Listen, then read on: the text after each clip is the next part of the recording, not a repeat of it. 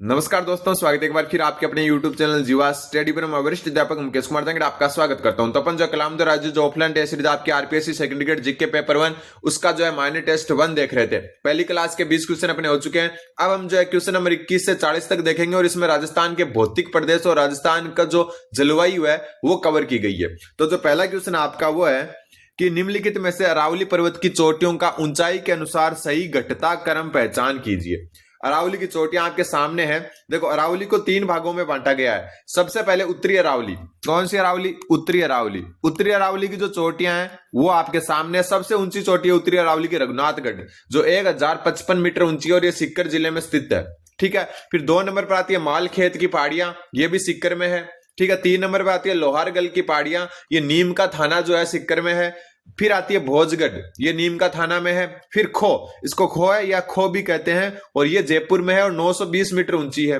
फिर आती है बहराज पहाड़ी। बहराज पहाड़ी कहां पर है? अलवर में। ये उत्तरी अरावली की पहाड़ियां जो उत्तर दिशा में है राजस्थान के। फिर आती है बरवाड़ा। बरवाड़ा जो है वो जयपुर में है। ठीक है। फिर है बाबाई की पहाड़ियां झुंझुनू में। फिर आती है बिलाली, जो कोटपुतली बहरोड है, जो पुराना क्षेत्र है वो जयपुर था।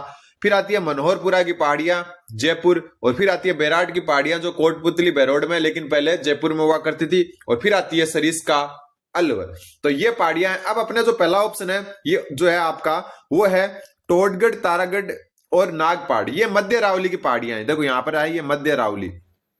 तो मध्य अरावली में 3 ही मुख्य चोटियां, जिसमें टोडगढ़ जिसको गोरमजी भी कहते हैं, ये ब्यावर जिले में, पहले अजमेर में आता था। ये 934 मीटर ऊंची है। तो टोडगढ़ कहां पर है? ब्यावर में, और 934 मीटर ऊंची है। फिर आता है तारागढ़। तारागढ़ है अजमेर में, 873 मीटर ऊंची है। ठीक है। और फिर आती है आपकी नाग पहाड़ जो आपकी अजमेर जिले में स्थित है और ये 795 मीटर ऊंची है। ठीक है। फिर अपन चलते हैं दूसरे में, खो। खो जयपुर में है। ये देखो अभी पढ़कर आए अपन, जयपुर में और 920 मीटर ऊंची है। तो खो कहां पर है? जयपुर में और 920 मीटर ऊंची है। रघुनाथगढ़ जो है आपकी सीकर में, सबसे ऊपर वाली, 1055 मीटर ऊंची है। 1055 मीटर ऊंची है। तो ये है 2 नंबर पर। ठीक है। फिर आपकी जो आती है वो आती है बहराज, और बहराज कहां पर है? अलवर में। ये ध्यान में रखना, बहराज पहाड़ी कहां पर है? अलवर में, और ये 792 मीटर ऊंची है। ठीक। फिर अपन बात करें नीचे वाली 2 ऑप्शन की, तो ये आपके दक्षिण अरावली की पहाड़ियां। किसकी? दक्षिण अरावली की। और दक्षिण अरावली जो है ये सर्वाधिक ऊंची और सर्वाधिक विस्तार वाली है।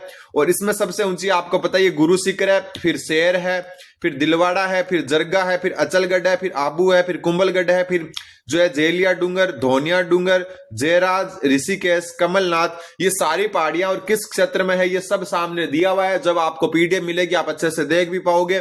तो यहां पर अपन बात करें जरगा पहाड़ी की। जरगा कहां पर है?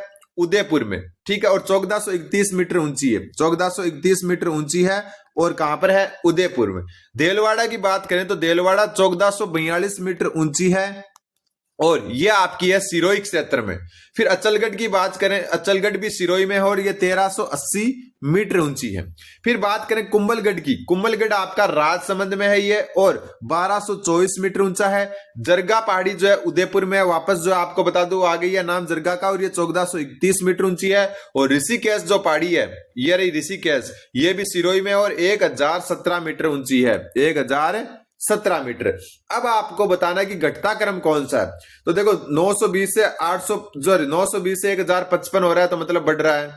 1431 से 1442 हो रहा है मतलब बढ़ रहा है। 1224 से 1431 हो रहा है मतलब बढ़ रहा है। लेकिन यहां पर देखो घट रहा है तीनों का। तो घटता क्रम है आपका ऑप्शन नंबर 1 टोडगढ़, तारागढ़ और जो है नागपाड़। टोडगढ़ ब्यावर में है, तारागढ़ अजमेर में, नागपाड़ आपका कहां पर है? अजमेर में। खो कहां पर है? जयपुर में, रघुनाथगढ़ सीकर में, बहराच है आपकी अलवर में। जरगा, जरगा कहां पर है? जरगा अभी देख रहे हैं अपन, जरगा ये रही जरगा उदयपुर में। ठीक है। देलवाड़ा और अचलगढ़ दोनों कहां पर है? सिरोही में। कुंभलगढ़ कहां पर है आपकी? कुंभलगढ़ है आपकी राजसमंद में। जरगा आपकी कहां पर है? उदयपुर में। और ऋषिकेश है सिरोही में। तो ये आपके सामने आ चुका है। फिर है निम्नलिखित में से असुमेलित युग्म की पहचान कीजिए। ठीक है। हाड़ौती प्रदेश, हाड़ौती प्रदेश में डग गंगधर उच्च भूमि, बिल्कुल डग गंगधर उच्च भूमि हाड़ौती प्रदेश में है। और इसमें जो है झालावाड़ का जो है भाग आता है। कौन से जिले का? झालावाड़ का। ठीक है। लूनी बेसिन, लूनी बेसिन जो है आपका, आपको पता ही है बालोतरा, बाड़मेर और जो है आपका पाली सिरोही का कुछ भाग, यहां से जो लूनी बेसिन बनता है, ये हिंगलाज का मगरा जो है इसी का भाग है। बिल्कुल, हिंगलाज माता का मंदिर वगैरह होता है ना बाड़मेर के आसपास, तो इस कारण इसको हिंगलाज का मगरा कहते हैं। फिर उदयपुर बेसिन, उदयपुर बेसिन का जो भूदर से सत्तूर चोटी, तो ये आपका असुमेलित है, क्योंकि सत्तूर जो चोटी है आपकी, ये जो है कहां पर है आपकी, ये हाड़ौती के पठार का भूदर से है, हाड़ौती का पठार। क्यों? क्योंकि जो सत्तूर चोटी है ये आपकी बूंदी जिले में है। कौन से जिले में? बूंदी जिले में, इसलिए जो है ये आपका असुमेलित है। मध्य माही बेसिन में 56 का मैदान, बिल्कुल मध्य माही, माही नदी के आसपास का जो बेसिन है उसको मध्य माही बेसिन कहते हैं, और 56 का मैदान उसी का एक हिस्सा है। अगला क्वेश्चन, आगे बढ़े उससे पहले मैं बता दूं कि अपना एक ऐप है जिसका नाम है परफेक्ट मॉक बाय जीवा स्टडी, जिसका भी लिंक डिस्क्रिप्शन में दिया हुआ है। ठीक है, वरना आप प्ले स्टोर से डायरेक्ट सर्च कर सकते हो। क्यों? क्योंकि अपने जो है लगभग जो है 3.4 के डाउनलोड हो चुके कुछ ही दिनों में। ठीक, और यहां आपकी टेस्ट सीरीज चल रही है। क्या चल रही है? Test series. और टेस्ट सीरीज में जो है सेकंड ग्रेड का जो पेपर 1 है, इसकी चल रही है 55 टेस्ट की टेस्ट सीरीज। 55 टेस्ट बहुत ज्यादा होते हैं, और ये इसमें 2 डेमो टेस्ट फ्री दिए हुए हैं। डेमो टेस्ट फ्री देने के कारण ये है कि आपको ये ना लगे कि क्वेश्चन का लेवल कैसा है, क्योंकि आजकल जो है क्वेश्चन का लेवल जो है थोड़ा अलग आने लग गया, तो पैटर्न आधारित टेस्ट है आपके, इसलिए 2 डेमो टेस्ट फ्री दिए हुए हैं। ठीक है, मैथ की टेस्ट सीरीज अपनी अलग से चल रही है, और करंट अफेयर्स की टेस्ट सीरीज भी अपनी अलग से चल रही है। तो एक बार मेरे कहने पर परफेक्ट मॉक जो अपना ऐप है उस पर जाइए और डेमो टेस्ट जरूर देके देखें। टेस्ट सीरीज परचेज करना या नहीं करना बाद की बात है, और नाम मात्र शुल्क में आजकल 1500 जो है 2000 और 1000 रुपए से नीचे कोई टेस्ट सीरीज देता ही नहीं है आपको। उस समय में आपको 55 टेस्ट की टेस्ट सीरीज मात्र 249 रुपए में दी जा रही है। मेरे कहने पर एक बार डेमो टेस्ट बिल्कुल जाकर देखें। एक बार डेमो टेस्ट से आपको टेस्ट सीरीज का अंदाजा हो जाएगा। और 3400 से ज्यादा स्टूडेंट ने डाउनलोड कर लिया ऐप, और 300 से ज्यादा स्टूडेंट जो है इसमें जुड़ चुके हैं। तो एक बार मेरे कहने पर डेमो टेस्ट जरूर देखें। फिर अगला क्वेश्चन, अगला क्वेश्चन है कि निम्नलिखित में से असुमेलित युग्म की पहचान कीजिए। कि यहां पर दरे दिए हुए, इधर अवस्थिति दी हुई है। तो सबसे पहले अपन बात करें तो केवड़ा की नाल दरा, केवड़ा की नाल जो है ये उदयपुर में है, बिल्कुल सही बात है। पगलिया या जिलवाड़ा दर्रा राजसमंद में है, बिल्कुल। देसूरी की नाल पाली में है, बिल्कुल। गोरम घाट, एक ट्रेन चलती हुई देखते ना अपन, कई रील आती है ना, खास करके मानसून के समय में वो एक ट्रेन चलती है जिसके छतों पर लोग रहते हैं पुल से राजसमंद में, तो ये गोरम घाट दरे से जाती है, और ये राजसमंद में है, सलूम्बर में नहीं है। कहां पर है? राजसमंद में। तो ये हो गया उत्तर। बाकी जो दरे हैं वो अपन देख लेते हैं एकदम अच्छे तरीके से। सोमेश्वर नाल दरा कहां पर है? राजसमंद में। हाथीगुड़ा नाल राजसमंद में। कमली घाट या खामली घाट भी कहते हैं, यह है आपका राजसमंद में। गोरम घाट अभी अपन पढ़कर आए, राजसमंद में। पगलिया या जिलवाड़ा नाल राजसमंद में, ये देखो अभी अपन ने पढ़ा है, पगलिया या जिलवाड़ा नाल ये राजसमंद में है। बरनाल, बर जो है आपका पाली और अजमेर के बीच में, अभी ब्यावर में आ गया ये, तो ये ब्यावर जिले में आ गया, पहले अजमेर में था। परवरिया नाल, परवरिया भी कहां पर है? ब्यावर में। सूरा नाल ब्यावर में, पहले अजमेर में हुआ करते थे ये सारे, क्योंकि जो मसूदा के आसपास का क्षेत्र है ना वहां पर है ये, और मसूदा अभी क्या है? ब्यावर जिले में आ चुका है। शिवपुरा घाट ब्यावर में, ठीक है। जो अजमेर पढ़ते थे आप उनको ब्यावर कर लें। अब कछवाली, ये एक अच्छा नाम है, कछवाली नाल जो है आपकी ब्यावर में है। उदाबारी नाल ब्यावर में। देसूरी पाली में। देबर नाल उदयपुर में। फुलवारी की नाल उदयपुर में। केवड़ा नाल उदयपुर में। देबारी नाल उदयपुर में। हाथी नाल, देखो एक तो हाथी गुडा नाल है वो राजसमंद में, और हाथी नाल जो है वो उदयपुर में, और बोरांग नाल जो है इंपॉर्टेंट बनती है सिरोही में। तो ये सारी नाल आपको ध्यान में रखनी है। तो अपने को इसमें से असुमेलित तो बताना था, तो गोरम घाट आपका राजसमंद में है। फिर अरावली के संदर्भ में विचार कीजिए। ठीक है, इसकी औसत ऊंचाई 930 मीटर है, नोट कर लेना, बिल्कुल सही बात है। इसकी औसत ऊंचाई आपकी 930 मीटर है। फिर बात करें, ये विश्व की प्राचीनतम वलित पर्वत श्रेणी है जो वर्तमान में अवशिष्ट श्रेणी के रूप में मौजूद है। बिल्कुल, विश्व की सबसे पुरानी पर्वत श्रृंखला है ये, और ये वलित रूप में और अवशिष्ट रूप में। अवशिष्ट का मतलब है अभी कहीं कहीं पहाड़ियां जो है गायब हो चुकी है और कहीं कहीं बची। क्यों? क्योंकि बहुत ज्यादा पुरानी है। ठीक है, इसमें प्री कैम्ब्रियन काल की चट्टानें पाई जाती है, बिल्कुल सही बात है। इसकी तुलना एप्लेसियन पर्वत से की जाती है, यह भी बिल्कुल सही है। जो आपका अपलेसियन पर्वत है उससे इसकी तुलना की जाती है। तो सभी के सभी सही है, उत्तर हो जाएगा आपका ऑप्शन नंबर 3। अब थोड़ा सा अपने को पता ही है अरावली के बारे में बहुत अभी चला है लफड़ा। राजस्थान में इसकी लंबाई है 550 किलोमीटर। कहां पर है? राजस्थान में। और राजस्थान में ये जो है आपकी खेड़ बर्मा, और खेड़ बर्मा कहां पर है आपका? खेड़ बर्मा सिरोही है, वहां से लेकर खेतड़ी, खे से खेतड़ी, खे से खेड़ बर्मा, खेतड़ी, और खेतड़ी आपकी झुंझुनू में, यहां तक है ये राजस्थान में। और इसकी लंबाई अपने को राजस्थान के ध्यान में रखना 550 किलोमीटर है।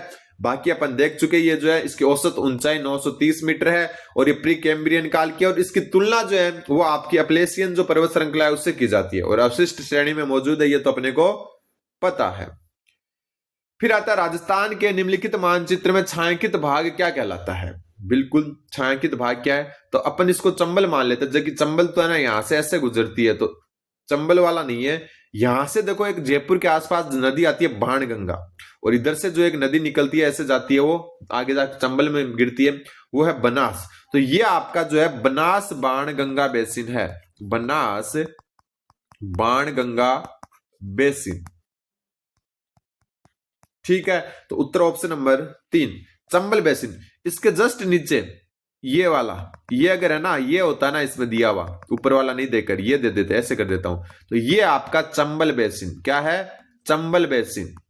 ठीक है, फिर आता है मध्य माही बेसिन। तो ये वाला, यहां पर जो ये वाला जो है ये एरिया, ये वाला, ये हो गया आपका मध्य माही बेसिन, मध्य माही बेसिन। वैसे पार्वती बेसिन जो है इसका राजस्थान में ऐसा कोई लेना देना नहीं है। बाई चांस अगर पूछ भी ले तो यहां थोड़ा बहुत जो है, वैसे एमपी में होता है ज्यादा इसका। ये जो है यहाँ पर जो है एमपी प्लस राजस्थान का कुछ हिस्सा आता है, वो पार्वती बेसिन में आता है। ठीक है, तो यहां पर जो ये छायांकित भाग है ये आपका बनास बाणगंगा बेसिन है। पीडीएफ आपको पता ही है टेलीग्राम ग्रुप पर जैसे 100 क्वेश्चन हो जाएंगे आपको मिल जाएगी। राजस्थान का पूर्वी मैदानी प्रदेश संरचनात्मक दृष्टि से भारत के निम्नलिखित में से कौन से उच्चावच प्रदेश का हिस्सा है? तो जो आपका पूर्वी मैदानी प्रदेश है ये नदी निर्मित प्रदेश है, नदी निर्मित। और नदी निर्मित मतलब है जलोढ़ मृदा से बना है। किससे? जलोढ़ मृदा से। और भारत के संदर्भ में देखें तो ये जो गंगा का मैदान है उसका हिस्सा है। किसका? गंगा के मैदान का। ठीक है, अगला क्वेश्चन।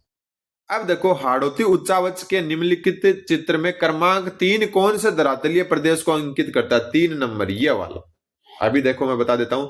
सबसे पहले ऑप्शन देखते हैं, देखो अर्धचंद्राकार पर्वत श्रेणियां, अर्धचंद्राकार पर्वत श्रेणियां ये आपकी इसमें ही है 1 नंबर में, अर्धचंद्राकार, अर्धचंद्राकार पर्वत। और ये आपको पता है ये कौन से जिले में? बूंदी में, बूंदी में है, तो ये यहां पर। ठीक, नदी निर्मित मैदान ये दूसरा वाला ही है, ये नदी निर्मित मैदान है, नदी निर्मित मैदान। ठीक है, तीसरा जो है ये शाहाबाद उच्च भूमि है, ध्यान रखना शाहाबाद उच्च भूमि, शाहाबाद उच्च भूमि है, और ये 12 का भाग इसमें ज्यादा आता है। ठीक है, चौथा जो है ये झालावाड़ का पठार। क्या है? झालावाड़ का पठार। ठीक है, ये झालावाड़ में होगा। फिर जो ये 5वां है ये है आपका डग गंगधर क्षेत्र, डग गंगधर क्षेत्र, ये आपको ध्यान में रखना है 5वां, और ये आपका है झालावाड़ में। कहां पर है? झालावाड़ में। तो अपने को पूछा था कि 3 नंबर किसको अंकित करता है, तो 3 नंबर शाहाबाद उच्च भूमि को करता है। ऑप्शन नंबर 3 उत्तर हो जाएगा। ठीक है, अगर आप इसको तुलना करें मैप से तो देखो मैंने बोला अर्धचंद्राकार पहाड़ियां बूंदी में, देखो ये हिस्सा ही बूंदी का ऊपर वाला। फिर नदी निर्मित मैदान, नदी निर्मित मैदान यहाँ इसके आसपास ऐसे, तो इसमें जो है कोटा और बूंदी का जो है सबसे ज्यादा योगदान है, 12 का कुछ भाग आता है, इसमें झालावाड़ बिल्कुल नहीं आता। ठीक है, फिर तीसरा शाहाबाद उच्च भूमि पूरी की पूरी 12 में, देखो ये रहा 12, दिख रहा ना आपको? इतने अच्छे तरीके से आपको कोई नहीं पढ़ाएगा, आपको यूट्यूब पर जीवा स्टडी पर आपको ये क्लासेस मिलती है, सब्सक्राइब जरूर कर दे। फिर झालावाड़ का पठार, ये देखो 4 नंबर जो है, इसमें कोटा का भी कुछ भाग है लेकिन झालावाड़ का ज्यादातर भाग है। और फिर ये 5वां डग गंगधर क्षेत्र है जो झालावाड़ का हिस्सा है। और यहाँ पर जो सबसे बड़ा क्षेत्र है वो यही है, 2 नंबर सॉरी, सबसे बड़ा उच्चावच कह सकते हैं। ठीक है, इसको उच्चावच मतलब अगर ये पूछ ले कि हाड़ौती क्षेत्र का सबसे बड़ा उच्चावच कौन सा है, तो नदी निर्मित मैदान है। ध्यान में रखना, झालावाड़ के पठार से भी बड़ा क्षेत्रफल है इसका है। अगला question, question number 28। 28 number question बोल रहा है कि निम्नलिखित कथनों पर विचार कीजिए और नीचे दिए गए कूट से सही उत्तर का चयन कीजिए। देखो, बालू का स्तूप दो प्रकार के होते हैं, एक होता है अनुप्रस्थ और एक होता है आपका अनुदैर्घ्य। अनुदैर्घ्य, अनुप्रस्थ क्या होता है? हवा या पवन जो होता है उसके लंबवत बनता है, के लंबवत, और यह बनता है हवा के समांतर या रेखिक टाइप से। ठीक है, अब जो अनुप्रस्थ है इसके एग्जाम्पल भी बता देता हूं मैं। अनुप्रस्थ मतलब जो हवा के लंबवत बनते हैं उसमें एक तो होता है बरखान, ठीक है, एक होता है परवलयिक, ये जो है मेन होते हैं, जिसको हेयरपिन टाइप से भी होता है। अनुदैर्घ्य में कौन सा आता है? अनुदैर्घ्य में आता है सीफ, और जिसके भी नाम में रेखीय शब्द आ जाए, जिसके भी नाम में रेखीय शब्द आ जाए वो अनुदैर्घ्य होता है। तो अनुप्रस्थ बालू का स्तूप पुग्गल बीकानेर और रावतसर हनुमानगढ़ में मिलते हैं, बिल्कुल सही बात है। जो आपके लंबवत वाले होते हैं वो ज्यादातर पुग्गल और रावतसर में मिलते हैं। तारा बालू का स्तूप, तारा ऐसे हिसाब से बन जाता है, कई बार झाड़ियों के सारे कैसे करके ऐसे जो है स्टार जैसा बन जाता है, और ये जो है पोखरण जैसलमेर और सूरतगढ़ गंगानगर में पाए जाते हैं, ये भी नोट कर लेना। तारा बालू का स्तूप पोखरण और सूरतगढ़ में पाए जाते हैं। सीप अनुदैर्घ्य प्रकार का है, तो अभी ऊपर बात करके आ चुके हैं, बिल्कुल अनुदैर्घ्य प्रकार का है, तो तीनों ही सही है। इसमें ऑप्शन नंबर जो है 4 सही हो जाएगा। अगला क्वेश्चन, निम्नलिखित में से राजस्थान की स्थलाकृतियों के संबंध में सही सुमेलित नहीं है। इधर स्थलाकृतियां दी हुई है, इधर निर्माण का काल। बाप बोल्डर कले, ये फलोदी डिस्ट्रिक्ट में है वर्तमान में, पहले जो है जोधपुर में आता था। ये कार्बोनिफेरस पर्मियन काल की है, बिल्कुल सही बात है, ये नोट कर लेना। भादुरा बालुकास्म, भादुरा बालुकास्म जो है ये असुमेलित है, ये भी सेम कार्बोनिफेरस पर्मियन काल की है, तो ऑप्शन जो है 2 भी एक जैसा ही होगा। हमादा, हमादा आपको पता है पथरीला मरुस्थल होता है, कौन सा? पथरीला मरुस्थल, पथरीला मरुस्थल, और ये जो है आपका ये जूरेसिक, क्रिटेशियस और इयोसिन काल का है, बिल्कुल सही है। और आकल कास्ट जीवाश्म आपको पता ही है जैसलमेर में है ये, और ये जूरेसिक यानी कि जो जूरेसिक काल कौन सा था? डायनासोर वाला काल, तो उसी का, तो यहां पर जो है सुमेलित ऑप्शन नंबर 2 नहीं है। फिर निम्नलिखित में से असत्य कथन बताओ, अभी बता देते हैं। विंध्य कगार का निर्माण, जो विंध्याचल की पहाड़ियों वाला जो विंध्य कगार है उसका निर्माण मुख्यतः चूना पत्थर व बालू का बलुआ पत्थर से हुआ है, बिल्कुल सही बात है, ये एकदम सही है। चूना पत्थर और बलुआ पत्थर से विंध्य कगार बना है, और राजस्थान का चित्तौड़गढ़ जिला जो है वहां ये जो है पाया जाता है विंध्य कगार, और चित्तौड़गढ़ एकमात्र जिला है जहां पर विंध्य प्लस अरावली दोनों पाए जाते हैं, अरावली दोनों पाए जाते हैं। एकमात्र जिला राजस्थान का जहां विंध्य और अरावली दोनों कगार पाए जाते हैं, कौन सा जिला है? चित्तौड़गढ़। मुकुंदरा की पहाड़ियों में सर्वोच्च चोटी जो है वो चंदवाड़ी क्षेत्र में स्थित है, बिल्कुल सही बात है। ठीक है, आगे बढ़ते हैं। फिर बात आती है आपकी डाबी का पठार, डग गंगदर क्षेत्र में स्थित है। तो डाबी का पठार जो है वो आपका डग गंगदर क्षेत्र में नहीं है, क्योंकि डाबी का पठार जो आपका डाबी हत्याकांड आपने सुना होगा, आगे हम पढ़ेंगे भी, बूंदी में होता है, और कोटा का कुछ भाग आ जाता है इस पठार में, तो बूंदी प्लस कोटा में, जबकि डग गंगदर तो झालावाड़ में है, ये तो झालावाड़ में है, तो यही असुमेलित या असत्य है। फिर आड़ोती के पठार की सबसे बड़ी भूआकृति इकाई नदी निर्मित मैदान है। अभी ऊपर पढ़कर आए थे ना अपन, देखो मैंने बताया था, ये देखो सबसे बड़ा उच्चावच कौन सा नदी निर्मित मैदान है, वही वापस आ गया। इसीलिए आप जीवा स्टडी को सब्सक्राइब कर सकते हैं। तो ऐसा ऑप्शन नंबर 3 हो जाएगा। फिर राजस्थान की जलवायु दशाओं के संबंध में निम्नलिखित में से कौन सा कथन सत्य है? राज्य में वार्षिक वर्षा का क्षेत्रीय वितरण असमान है, समान तो हो ही नहीं सकता, कहीं कम है कहीं बहुत ज्यादा है। ठीक है, ये तो गलत है। फिर राज्य में वर्षा की मात्रा दक्षिण पूर्व, राज्य को अगर राजस्थान को ऐसा माने तो दक्षिण पूर्व कौन सा हो गया? ये वाला जगह, यहां से उत्तर पश्चिम यानी ये जगह की ओर बढ़ती है, तो यहां तो कहां से बढ़ेगी? यहां तो बीकानेर जैसलमेर का इलाका है, यहां कम होती है, यहां जो घटती होती, क्या है? घटती है, तो ये भी क्या हो गया? गलत। फिर राज्य की जलवायु उष्ण उपाद्र प्रकार की, ये भी गलत है। अर्ध शुष्क, शुष्क, उपोष्ण जो जलवायु है, लेकिन उपाद्र नहीं है, तो ये भी गलत है। फिर पूर्वी राजस्थान में पश्चिमी राजस्थान की तुलना में जलवायु की चरम सीमाएं निम्नतर है, ये सही है। मतलब जो पूर्वी राजस्थान है अरावली के दूसरी तरफ वाला, उसमें पश्चिमी राजस्थान की तुलना में जलवायु की चरम सीमाएं निम्नतर है। निम्नतर मतलब हो गया जो है आपकी ज्यादा परिवर्तन नहीं होता, तो बिल्कुल सही बात है, ऑप्शन 4 उत्तर हो जाएगा। राजस्थान की जलवायु को प्रभावित करने वाला कारक नहीं है।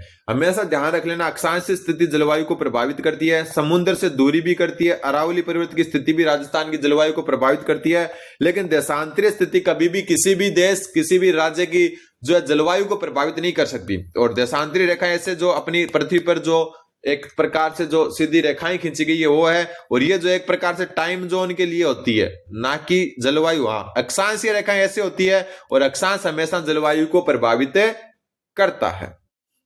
फिर है, शीत ऋतु में किन पवनों के साथ भूमध्य सागरीय चक्रवात राजस्थान में पहुंचते हैं? आपको पता है जो ठंडी वर्षा होती है जिसको मावठ कहते हैं, ये जो है आपकी भूमध्य सागरीय चक्रवातों से होती है, जो शीतोष्ण चक्रवात होते हैं। ध्यान में रख लेना एक बात, तो ये कौन से होते हैं? शीतोष्ण चक्रवात होते हैं। और ये शीतोष्ण जो चक्रवात हैं वो किसकी देन होते हैं? तो ये पछुआ जेट स्ट्रीम की देन होते हैं। किसकी?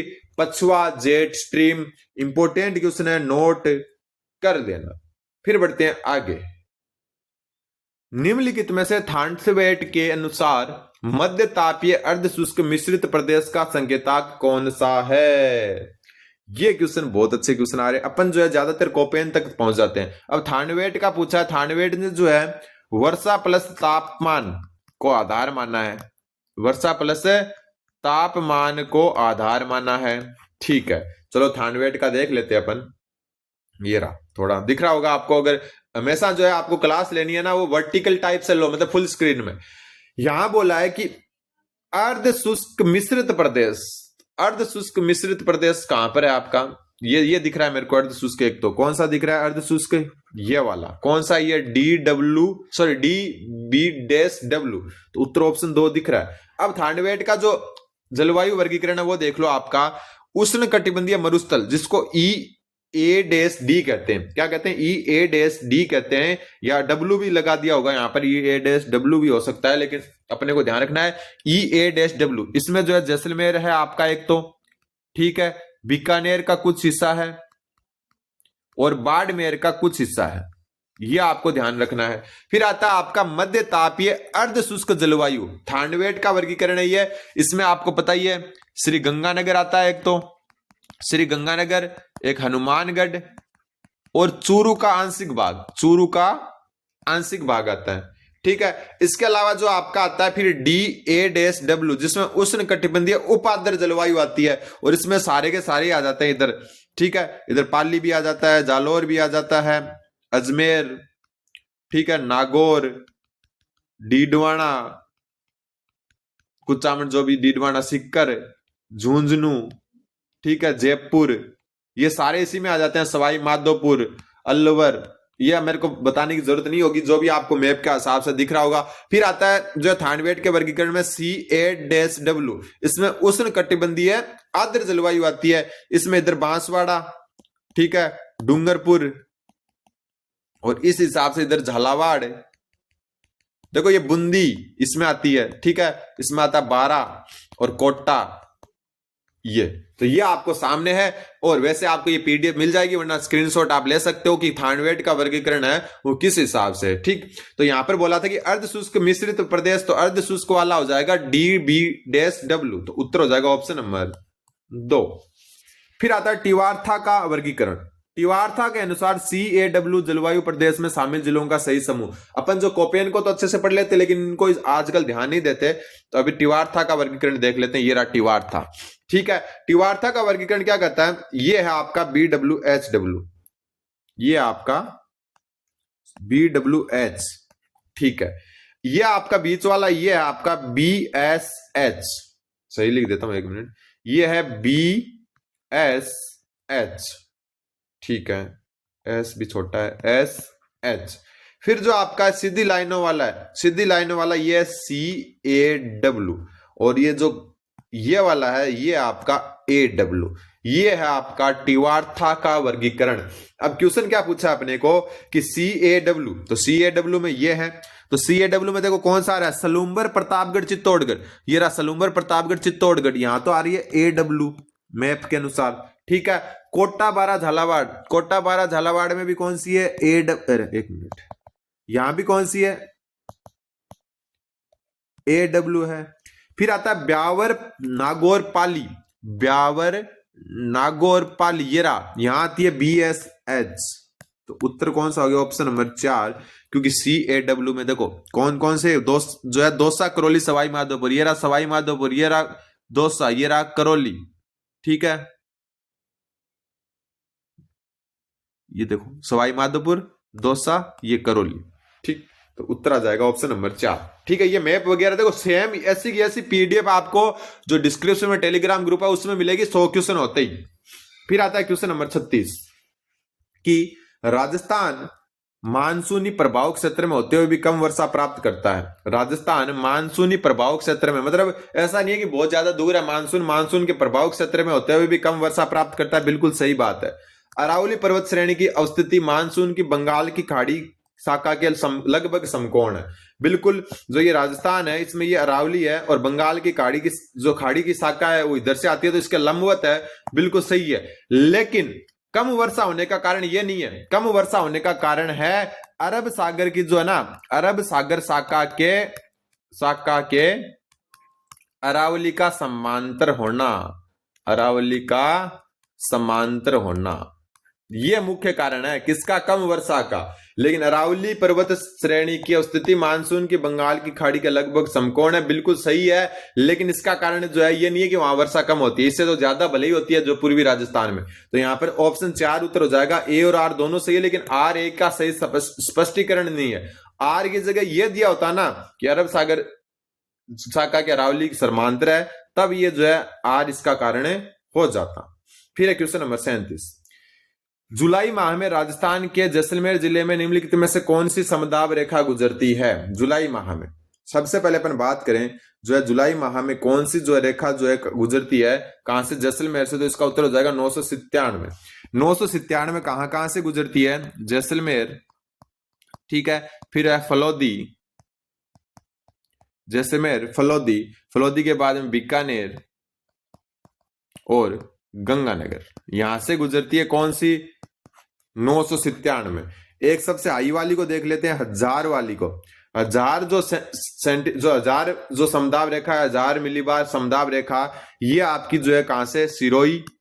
ठीक है, सिरोही के बाद में इन दो में से ही एक पूछते हैं हमेशा, या तो ऊपर वाली या सबसे नीचे वाली। 997 याद रखना, 1000 वाली सिरोही, उदयपुर, और नया जो जिला बना है सलूम्बर। ठीक है, सलूम्बर के बाद में चित्तौड़, प्रतापगढ़ और झालावाड़, यहां से गुजरती है 1000 मिलीबार समदाब रेखा। और 997 कहां से गुजरती है पता चल गया होगा। अब 20 सेंटीमीटर की समवर्षा रेखा निम्नलिखित में से किस जिले से नहीं गुजरती है? ये क्वेश्चन बहुत ही अलग ही लेवल का है। अपन वर्षा रेखा को देख लेते हैं, ये रही वर्षा रेखा। ठीक है, 10 सेंटीमीटर वाली को ध्यान में रख लेना। एक तो ये जो है आपकी जैसलमेर से गुजरती है एकमात्र, लेकिन थोड़ा सा हिसाब फलोदी से लगने लग गया, ये आपको ध्यान रखना है। ठीक है, फिर बात अपन दूसरे कलर में करते हैं 20 वाली की। ये रही 20 वाली। तो 20 वाली आपकी जैसलमेर से भी गुजरती है, फलोदी से भी, बीकानेर से भी, गंगानगर से भी। तो 20 वाली का पूछा है, जैसलमेर से बिल्कुल, फलोदी से बिल्कुल, गंगानगर से बिल्कुल, लेकिन नागौर से नहीं गुजरती। तो उत्तर ऑप्शन नंबर 3 हो जाएगा। दिख रहा है ना आपको? ठीक है, तो यहां पर दो तो ये याद रखना आपको। दूसरी एक 90 सेंटीमीटर वाली को याद रख लेना, ये रही 90 सेंटीमीटर। और 90 सेंटीमीटर वर्षा रेखा बांसवाड़ा, झालावाड़ और 12 3 से गुजरती है। कौन सी? 90 सेंटीमीटर वाली। कहां से? बांसवाड़ा, झालावाड़ और 12, ये एक याद रख लेना। और ये आपको बताइए 40-50 सेंटीमीटर वर्षा रेखा तो बीच से जाती है, अपने वैसे अंदाजा हो जाएगा। और वैसे अपन इस क्वेश्चन को आराम से कर सकते थे, क्योंकि नागौर एक साइड है और जैसलमेर, फलोदी और गंगानगर जो है एकदम लाइन से। तो ये आपको थोड़ा सा ध्यान में रखना है। वर्षा का वितरण 10 वाली और 20 वाली याद रखनी है, और एक ये 90 वाली को याद रखना है। ठीक, फिर आता है अगला क्वेश्चन। राजस्थान मानसून रिपोर्ट 2025 के अनुसार जिलेवार सर्वाधिक वर्षा निम्नलिखित में से किस जिले में देखी गई है मानसून से अधिक? तो सर्वाधिक वर्षा जो है 12 और सवाई माधोपुर में देखी गई है। और जुलाई में सबसे कम वर्षा, जुलाई में कम वर्षा, महीने पूछ ले बाई चांस तो। और सितंबर में सर्वाधिक वर्षा देखी गई है, सितंबर में सर्वाधिक, ये भी ध्यान रखना है। और 12 में सर्वाधिक और 2 नंबर में सवाई माधोपुर में देखी गई है। पहले ये क्वेश्चन आ चुका है। और आज का लास्ट क्वेश्चन ये आ गया आपका कोपेन का वर्गीकरण। कोपेन वर्गीकरण में सुमेलित करना है, और कोपेन का वर्गीकरण ये रहा। कौपियन का वर्गीकरण अपन सबसे ज्यादा जानते हैं। BWHW में जिले आते हैं जैसलमेर, फलौदी, बीकानेर, गंगानगर, हनुमानगढ़। ठीक है, चूरू का आंशिक भाग है, इसके अलावा जो है दिख रहा है। और BSHW अर्ध शुष्क में ये जिले दिख रहे हैं, चूरू का अधिकांश भाग इसमें है। ठीक है, बीकानेर का कुछ भाग, जैसलमेर का कुछ भाग, फलौदी का। CWG में ये मैदान वाला भाग, और AW में जो है हाड़ौती प्लस जो है वागड़। ठीक, अब जो है आपने को सम्मिलित करना है BSHW। BSHW में कौन सा आ रहा है, देखो ये रहा बालोतरा, तो बालोतरा को इसको सम्मिलित कर दो इस, सॉरी बालोतरा से, एक बालोतरा से। ठीक है, फिर कलर चेंज करते हैं AW में देखो कौन सा आ रहा है इनमें से, तो ये रहा सलूम्बर, ये रहा, तो सलूम्बर आ रहा है AW में, तो सलूम्बर को सलूम्बर से। ठीक है, CWG में इनमें से आ रहा है डीग, ये रहा डीग, ये रहा, तो डीग को कर दो CWG से। और बच गया कौन सा, BWHW गंगानगर। तो जो जिस कलर में लिखा हुआ है उससे सुमेलित है। उम्मीद है आपको समझ में आएगा। चैनल पर नहीं तो चैनल को सब्सक्राइब कर दें। अगले क्वेश्चन अगली क्लास में देखेंगे, तब तक चैनल पर बने रहें, चैनल को सब्सक्राइब करें। धन्यवाद, बने रहें जीवा स्टडी के साथ।